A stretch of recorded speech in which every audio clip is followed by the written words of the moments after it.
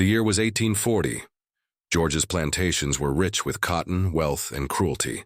But among the whispers of overseers and the clatter of chains, there was one estate whose silence was different. The Colborne Plantation. Locals spoke of it only in fragments, of wagons leaving in the dead of night, of men broken not by work, but by something deeper. The records still exist. Ledgers of bodies sold, all marked with a strange symbol.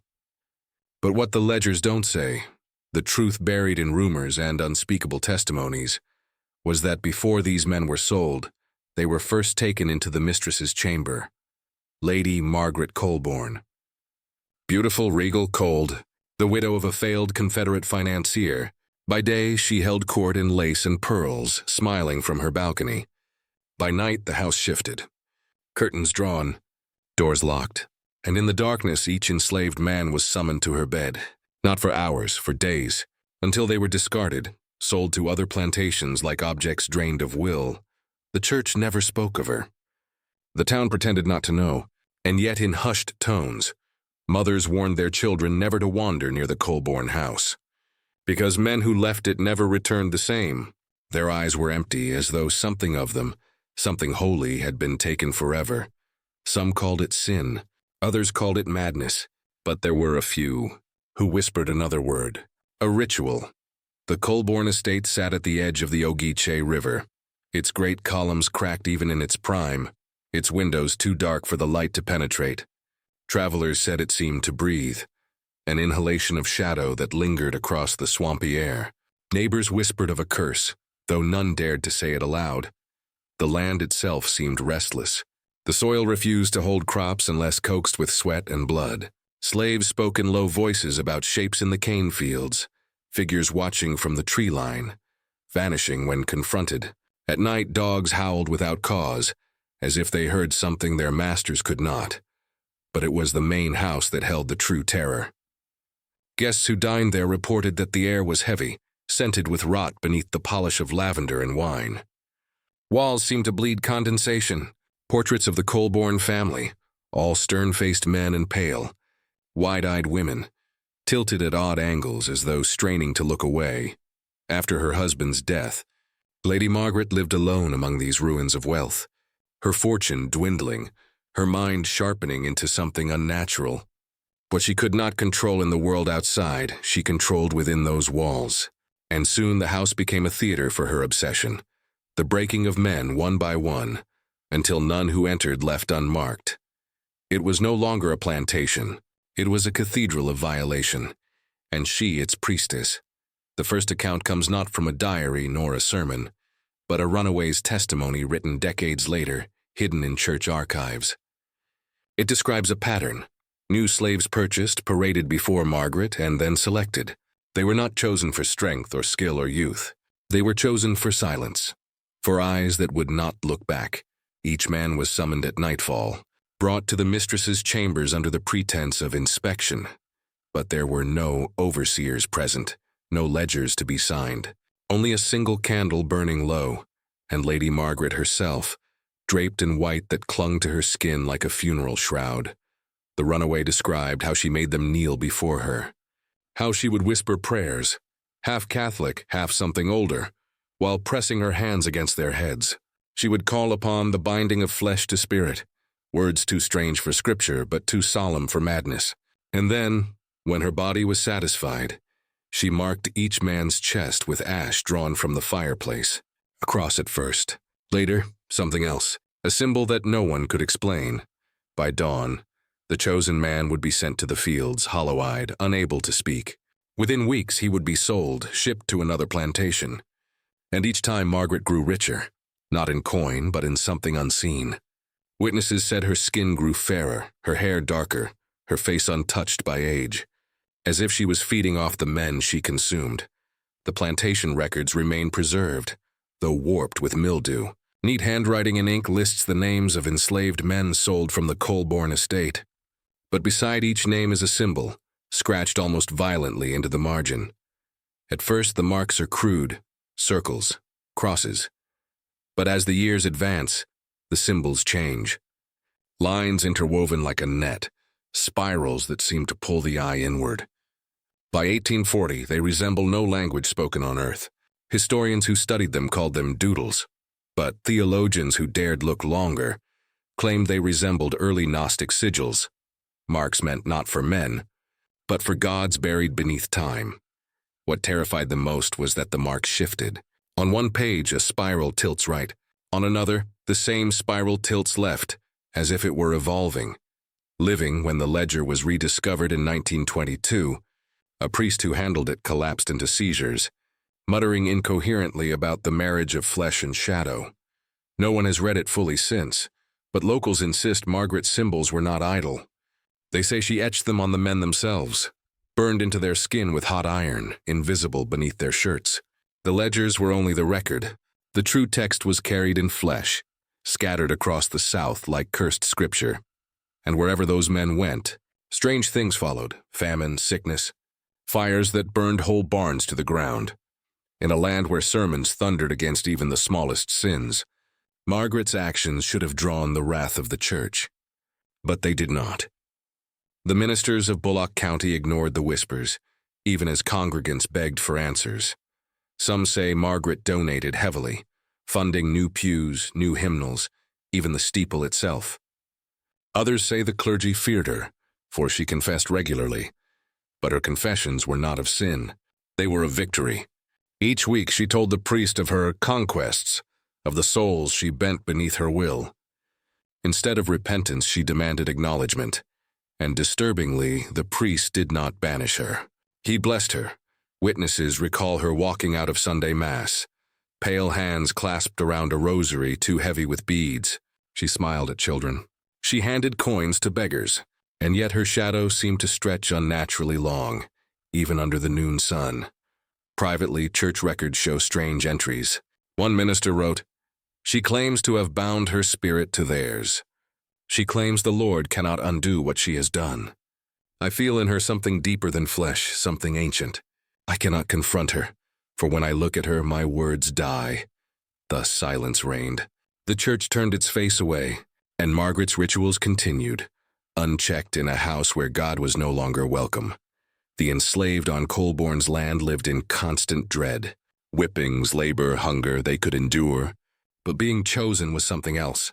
When Lady Margaret's maid appeared at the quarters by torchlight, all fell silent. Every man lowered his head, praying she would pass him by. For to be chosen was to vanish. Those who returned were not the same.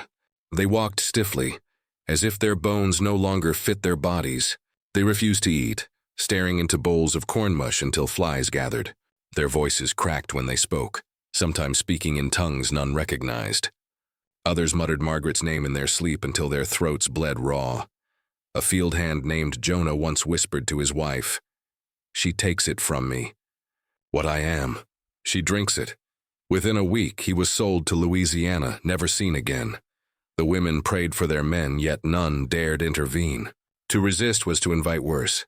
Some claimed Margaret's touch brought a sickness like fire in the veins. Her intimacy was not passion, but infection, and so the quarters lived in terror, not of the lash, but of her silken hand knocking in the night. It wasn't only the enslaved who suffered. The nearby town of Statesboro bore the stain of Colborne's estate. Shopkeepers who sold her lace and wine looked away. The sheriff who heard rumors of disappearances kept silent. Farmers swore their livestock died after she visited their stalls. Children dreamed of her face, pale and waxen, appearing in the corners of their rooms. And still, no one acted, because her money kept the town alive. Cotton flowed from her fields, carried downriver, filling the pockets of merchants and bankers alike. The Colborne Estate became a necessary evil. The town rationalized she is a widow. She is lonely. It is her right to do as she pleases with her property. But in whispers the excuses soured. For each man she sold left behind a family, wives, children, mothers, fractured. The town absorbed them as orphans, raising them with hollow eyes and trembling hands. At church socials, children sometimes screamed at the sight of Margaret, pointing with shaking fingers. She took Daddy. The women dragged them away, shushing them with fear. In time, the town convinced itself it was better not to know. And what is not known cannot be condemned. The only true record of what happened inside Margaret's chambers comes from her maid, a mixed-race woman named Elise. Her diary was discovered decades later in the walls of a collapsing boarding house. The entries begin mundane, accounts of linens washed, meals prepared. But by 1839, they darken. Elise describes hearing chanting like river water running backwards. She describes Margaret kneeling naked before a mirror, scratching her skin with pins until blood traced symbols across her body. She wrote of nights where Margaret forced her to stand in the corner and watch, whispering, "Bear witness, or it means nothing." Elise grew sick. Nosebleeds at dawn, dreams of drowning. She begged God to protect her, but she wrote, "It is not God she calls. It is something older. The last entry is unfinished." Ink streaks across the page. Tonight she says she will finish it. She says she will become the mother of none, but the bride of all. She says the sentence ends in a black blot, as though the pen had been ripped from Elise's hand. No further pages exist. By 1840, the strange symbols in Margaret's ledgers began to appear elsewhere, carved into trees along the riverbank, scratched into the walls of slave cabins, even painted in ash above the church door one Sunday morning. The townsfolk tried to erase them, but each time they returned, slightly altered, as if rewriting themselves. Children traced them in dirt without knowing why. Preachers grew furious, calling it the devil's work, but their voices cracked, their words hollow. A traveling scholar passing through Georgia recognized the shapes. He claimed they resembled sigils of possession, once used in ancient Mediterranean cults, symbols to bind souls to a single vessel. He warned that Margaret was not merely indulging lust. She was collecting, harvesting. The scholar disappeared 2 days later. His horse was found wandering near the river, saddle torn, as if dragged beneath the water. From then on, no outsider dared study the marks. They spread silently, like mold in damp wood. What the town feared most was not the men she consumed, but the children who came after. Servants whispered that Margaret bore sons, dark-skinned, pale-eyed, born in secrecy. None ever appeared in public, but strange cries echoed from the attic at night. Nurses claimed the children did not weep like human infants. Their cries were low, guttural, vibrating through the floorboards. Some said they spoke in Margaret's voice, though they had no teeth, no tongue for words. The children vanished quickly, some buried in unmarked graves behind the house. Others rumored to be sold like their fathers, though no record exists. But once a visitor swore he saw a boy in the upper window. His skin the shade of his father's, but his eyes pale blue, glowing faintly against the glass. The boy did not blink. He only watched. When the visitor told the story in town, he was found days later in the swamp, lungs filled with mud, though there was no storm, no flood. His mouth was stretched open in a scream, and the window of the Colborne house stayed dark. By late 1840, whispers had grown too loud. Slaves fled into the swamps rather than risk being chosen. Overseers quit in the dead of night, leaving wages behind. Even merchants hesitated to sell Margaret's supplies, though she paid in gold. Rumors reached Savannah, where planters scoffed at the tale. Yet even they admitted Colborne cotton carried a strange quality. Cloth woven from it was stiff as though resisting touch. Women swore dresses sewn of it made their skin itch, their dreams feverish.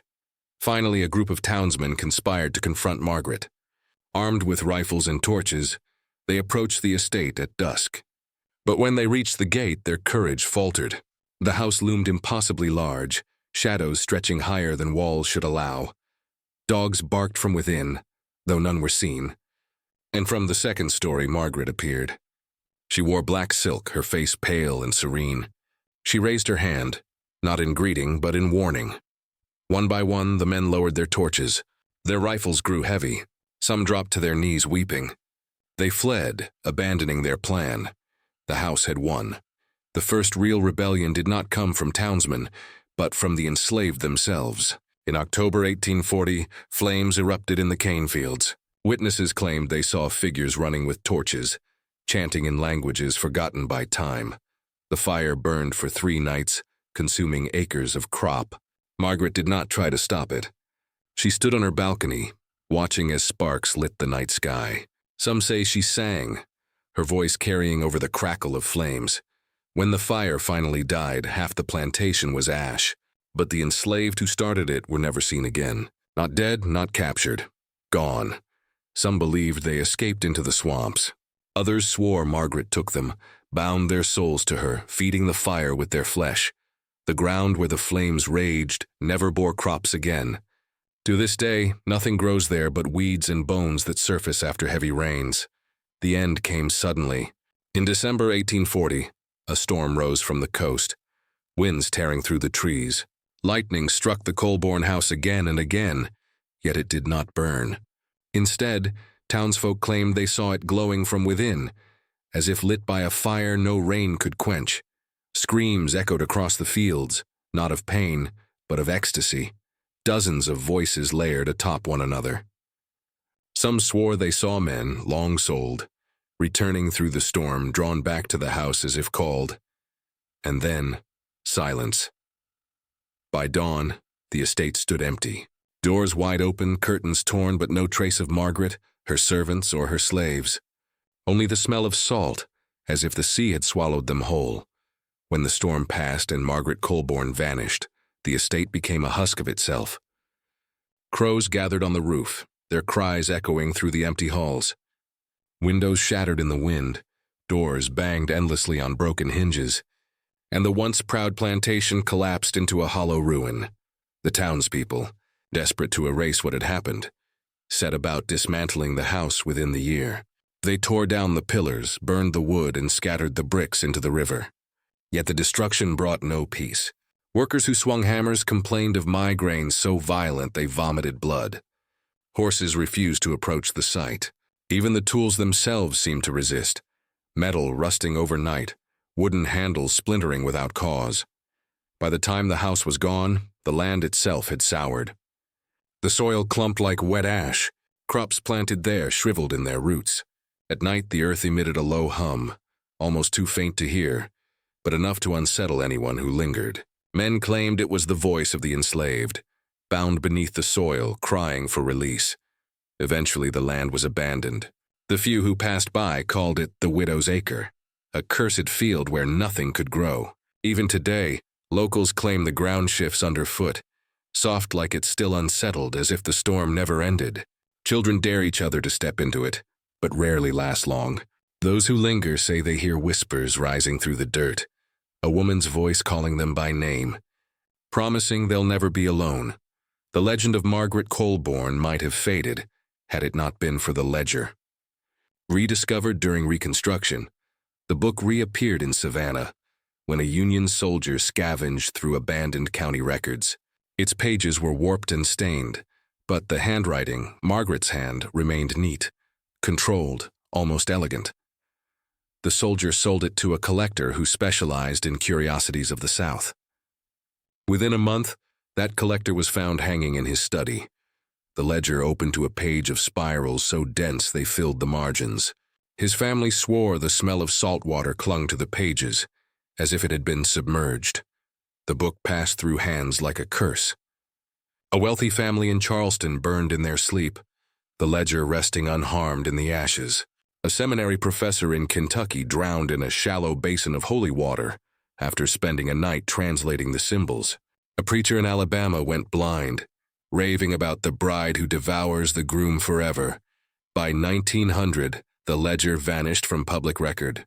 Some claim it was sealed in a Catholic archive, mislabeled as a hymnal. Others whisper it was hidden in the cornerstone of a Georgia church, locked away with oil and salt. Yet sightings continued. Occasionally, a farmer would dig up a scrap of paper, spirals drawn so tightly that the ink seemed alive, curling inward. Those who touched the fragments spoke of visions, a pale woman in black silk reaching out her hand, always smiling, always waiting. The ledger became more than history, it was an invitation. And once seen, it could not be forgotten. The men Margaret used were sold, but the families they left behind remained. Generations of children grew up without fathers, raised on rumors instead of truth. They carried more than absence. They carried a hollowing.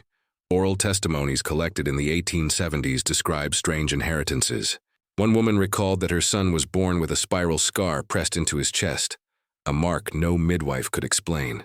Another told of her daughter's eyes, pale blue, glowing faintly in the dark, though neither parent bore such a trait. In freedmen's towns, survivors shared dreams.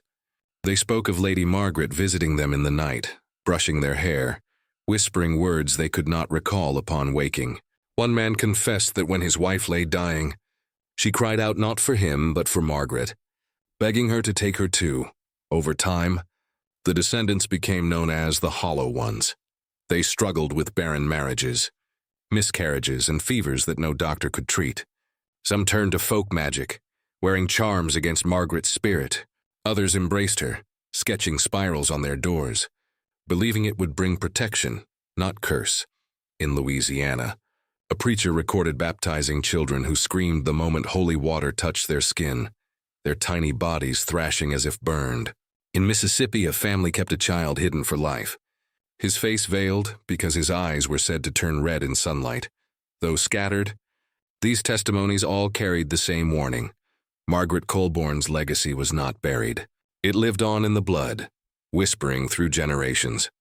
By the early 20th century, scholars of folklore began piecing together fragments of Margaret's story. They interviewed elders in Georgia, Mississippi, and Louisiana, uncovering a patchwork of testimony too consistent to ignore. What they found was unsettling. Margaret was not unique. Across the South, stories surfaced of widows, mistresses, and plantation ladies who engaged in rituals of flesh and spirit. Some lured men into their chambers. Others bore secret children, hidden in attics and buried in fields. All sought to bind life force to their own bodies. The scholars theorized these women formed an unspoken cult, a network of mothers who, through whispered prayers and stolen vitality, attempted to cheat death itself. Each woman was said to carry a sigil, a mark linking them to something ancient, older than Christianity, perhaps older than time. Margaret, however, was remembered as the most brazen. Her rituals were not hidden. They left scars across counties, and her disappearance in 1840 was not viewed as a failure, but as an ascension. When the scholars published their findings in 1924, churches denounced the work as blasphemy. Several researchers were harassed, one poisoned under mysterious circumstances. The project was abandoned and surviving notes locked away, but the seed was planted. Among occult circles, Margaret became a symbol, the bride of flesh, the woman who turned slavery into ritual sacrifice. They whispered that she had succeeded where others failed, that she had not died but transitioned. And if so, she was still among us wearing a new face. Faced with the growing whispers, the church moved swiftly. Records mentioning Margaret Colborne were purged from parish archives. Her name was erased from family registries. Land deeds were reassigned, and the widow's acre was marked as cursed ground never to be consecrated. Yet silence does not kill a story, it fertilizes it. Among the poor and dispossessed, her tale grew. Traveling preachers warned of the woman who drinks the soul, a figure who would steal men in the night and leave them hollow. Parents told daughters to never accept gifts from strangers in lace gloves, never follow a voice that called them by name after dark. In backwoods churches, sermons twisted her memory into allegory, Margaret as a symbol of lust, greed, and sin. But the stories told privately were sharper. They spoke of her still walking, pale and untouched by age, moving from town to town. Some said she took new husbands, each mysteriously dying within a year. Others believed she became a midwife, delivering children marked before they took their first breath. The institutional church had buried her name, but in doing so, it gave her new power. Margaret was no longer a woman confined to one plantation in Georgia. She was a specter, an archetype, a warning carried in whispers, and whispers have longer lives than names carved in stone. Even after more than a century, the land where Margaret's estate once stood resists forgetting. Locals avoid it even in daylight. Hunters claim their dogs whimper and refuse to enter. Birds fly wide arcs around it, never crossing directly above. In 1973, a company attempted to build a subdivision there. Bulldozers churned up soil that reeked of sulfur. Workers uncovered a pit of bones, dozens of skeletons, all male, many with spiral carvings etched into their ribs. Photographs were taken, but within weeks the site was sealed. Official reports listed the bones as animal remains, though the pictures clearly showed human skulls. The development collapsed, investors losing millions. Today, the land is fenced with rusting barbed wire. Weeds grow in strange patterns, patches of green twisting into circles that mirror Margaret's symbols. At night, locals report lights flickering across the ground, though no electricity runs there. Teenagers who sneak in on dares often return shaken, unable to describe what they saw. Some claim to dream for weeks afterward of a pale woman in a black dress, standing silently at their bedroom door. Even government surveys avoided. Maps shading the acreage as unused. Yet those who live nearby insist the land is not empty. It is waiting, and what waits there remembers every name, every body, every scream. Margaret's story is not written in history books, but it survives in silence, in superstition, in bloodlines that cannot shake her mark. Families across the South whisper of ancestors who were taken. Children still draw spirals in dirt, not knowing why. Churches still stumble over sermons on lust and control when preaching in Bullock County. Her legacy is not merely one of horror, it is one of inheritance. Entire lineages hollowed out, cursed with dreams of her voice, her touch, her smile. Survivors of those bloodlines claim Margaret appears to them at turning points in life, at births, at deaths, at marriages, always present, always patient. Some believe she succeeded in her quest for immortality, that she found a way to move between bodies, discarding them like the men she once sold. Others claim she remains bound to the widow's acre, a spirit waiting for her descendants to return. But one truth echoes through all accounts: rituals do not end. They endure, carried by flesh, by memory, by fear. And Margaret Colborne's ritual, the binding of men, the hollowing of families, still bleeds through generations. If you drive down the Ogeechee River Road on a moonless night, locals say you may glimpse her.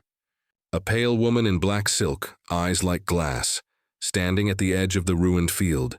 She does not move. She does not speak. She only watches, and if you meet her gaze too long, you may never come back the same.